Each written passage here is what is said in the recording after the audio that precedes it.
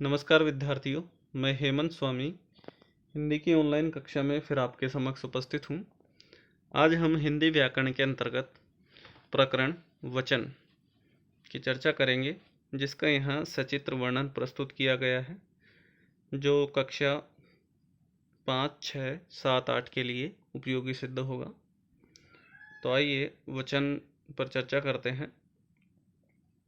वचन का शाब्दिक अर्थ होता है संख्या, और इसका दूसरा अर्थ वैसे कहना भी होता है, लेकिन वचन के परिप्रेक्ष्य में यहाँ जो अर्थ हुआ है वो संख्या हुआ है।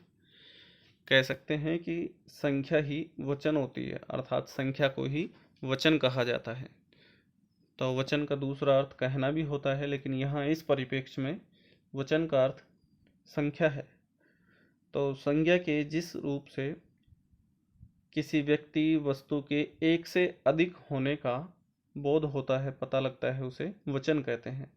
अर्थात संज्ञा के जिस रूप से संख्या का बोध होता है उसे वचन कहते हैं। या कह सकते हैं कि संज्ञा, सर्वनाम, विशेषण और क्रिया के जिस रूप से हमें संख्या का पता लगता है, तो जिस भी रूप से हमें संख्या का पता लगता है उसे वचन ही कहते हैं।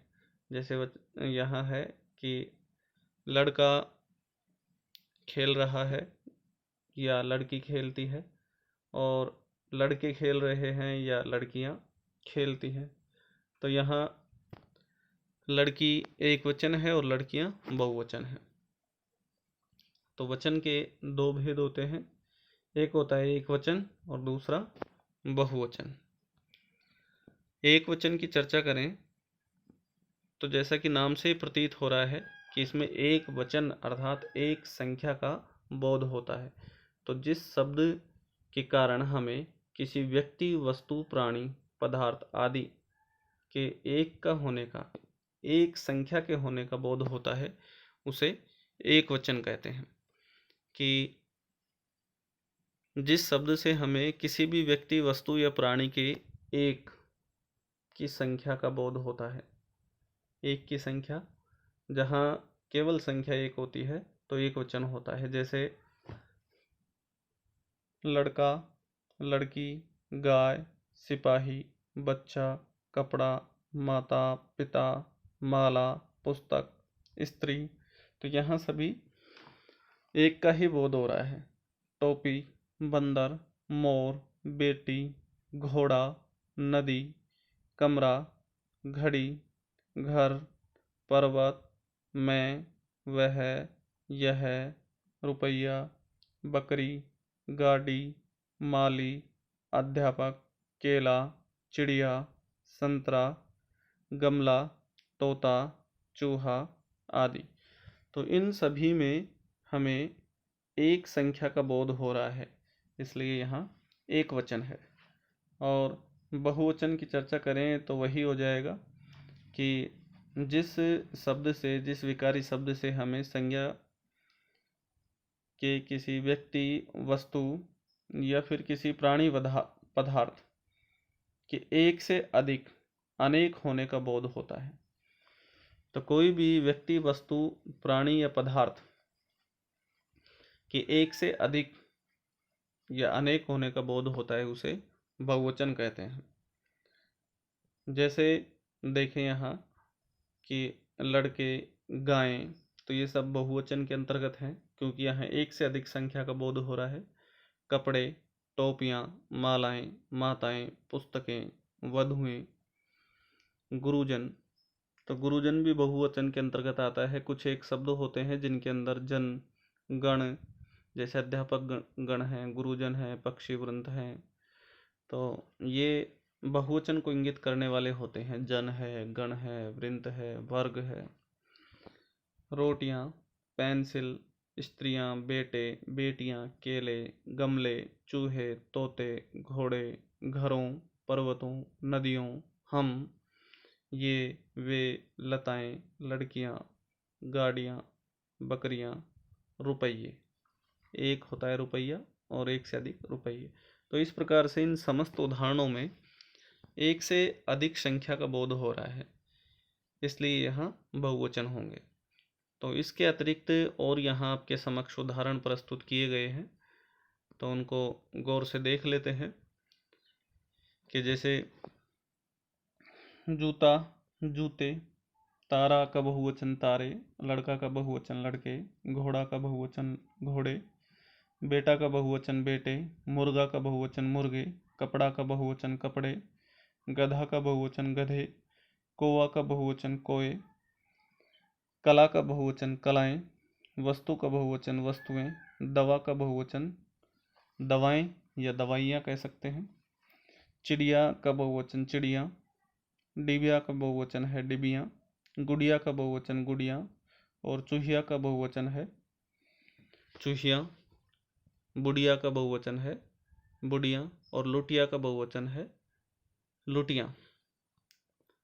इसी प्रकार से यहाँ वधु का बहुवचन हो जाएगा वधुएं, गऊ का गौएं, लता का लताएं, माता का माताएं, धातु का धातुएं, धेनु का धेनुएं, लू का लुएं, जू का जुएं।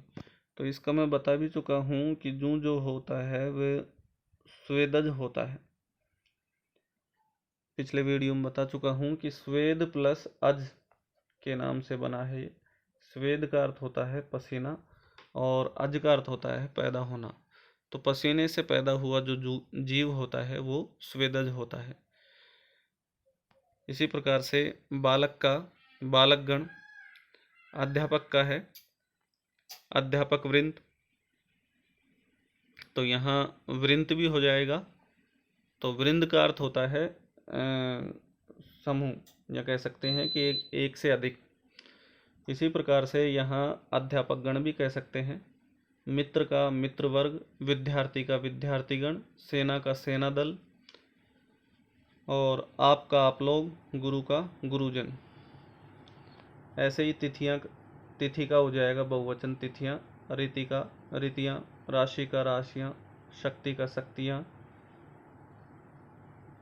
कुतिया का कुतिया, बोतल का बोतलें, लुटिया का लुटियाँ, और बुढ़िया का बुढ़िया। और इसी प्रकार से यहाँ दिया गया है कि कपड़ा का कपड़े हो जाएंगे, और गधा का गधे हो जाएंगे बहुवचन, कौवा का बहुवचन कोए, केला का बहुवचन केले, पेड़ का बहुवचन पेड़े या पेड़ों कह सकते हैं पेड़ों, और पेड़ा का बहुवचन हो जाएगा पेड़े। कुत्ता का बहुवचन कुत्ते, और कमरा का बहुवचन कमरे, बात का बहुवचन बातें, और रात का बहुवचन हो जाएगा रातें। तो उसी प्रकार से आँख का बहुवचन होगा आँखें, पुस्तक का बहुवचन होगा पुस्तकें, किताब का बहुवचन होगा किताबें, गाय का बहुवचन होगा गायें, और बहन का बहुवचन होगा बहनें, झील का बहुवचन होगा झीलें, सड़क का बहुवचन होगा सड़कें, और दवात का बहुवचन होगा दवातें, कविता का बहुवचन होगा कविताएं, नारी का बहुवचन है नारियां, गति का बहुवचन है गतियां, थाली का बहुवचन है थालियां, रीति का बहुवचन है रीतियां, नदी का बहुवचन है नदियां, लड़की का बहुवचन है लड़कियां, घुड़की मतलब धमकी देना घुड़कियां, चुटकी का बहुवचन है चुटकियां, और टोपी का बहुवचन है टोपियां। इसी प्रकार से यहाँ श्रोता का बहुवचन हो जाएगा श्रोताजन या श्रोतागण, गरीब का गरीब लोग, पाठक का बहुवचन होगा पाठकगण, अधिकारी का होगा अधिकारी वर्ग, और स्त्री का बहुवचन होगा स्त्रीजन, नारी का बहुवचन होगा नारी वृंद। तो मैंने बताया था कि जन होता है, वर्ग होता है, लोग होता है, तो ये वृंद होता है। ये सारे के सारे बहुवचन में प्रयुक्त होते हैं। ये आप रेखांकित कर सकते हैं, ध्यान रख सकते हैं। ऐसे ही दर्शक का दर्शकगण, और वृद्ध का वृद्धजन। और भी दिया हुआ है आगे कि व्यापारी का व्यापारीगण, सुधी का सुधीजन, पत्ता का पत्ते हो जाएगा, बच्चा का बहुवचन बच्चे, बेटा का बहुवचन बेटे, कपड़ा का बहुवचन कपड़े, और लड़का का बहुवचन हो जाएगा लड़के, बात का बहुवचन हो जाएगा बातें, और आँख का बहुवचन हो जाएगा आँखें, चुटकी का बहुवचन हो जाएगा चुटकियाँ, टोपी का बहुवचन हो जाएगा टोपियाँ, और रानी का बहुवचन हो जाएगा रानियाँ। रीति का बहुवचन रीतियाँ, थाली का बहुवचन थालियाँ, और कली का बहुवचन कलियाँ। बुद्धि का बहुवचन हो जाएगा बुद्धियाँ, और सखी का बहुवचन हो जाएगा सखियाँ। गौ का बहुवचन हो जाएगा गोएं, और ऐसे ही गाय का हो जाएगा गायें, और बहू का हो जाएगा बहुएं। इसी प्रकार से वधू का हो जाएगा वधुएं। ऐसे ही बताया गया है कि यहाँ कविता का हो जाएगा कविताएं, लता का हो जाएगा लताएं, कन्या का बहुवचन कन्याएं, और माता का बहुवचन माताएं, बुझा का बहुवचन बुझाएं, पत्रिका का बहुवचन हो जाएगा पत्रिकाएं, शाखा का बहुवचन हो जाएगा शाखाएं, कामना का बहुवचन हो जाएगा कामनाएं, और कथा का बहुवचन हो जाएगा कथाएं। तो इस प्रकार से बहुत सारे उदाहरण हम पढ़ चुके हैं।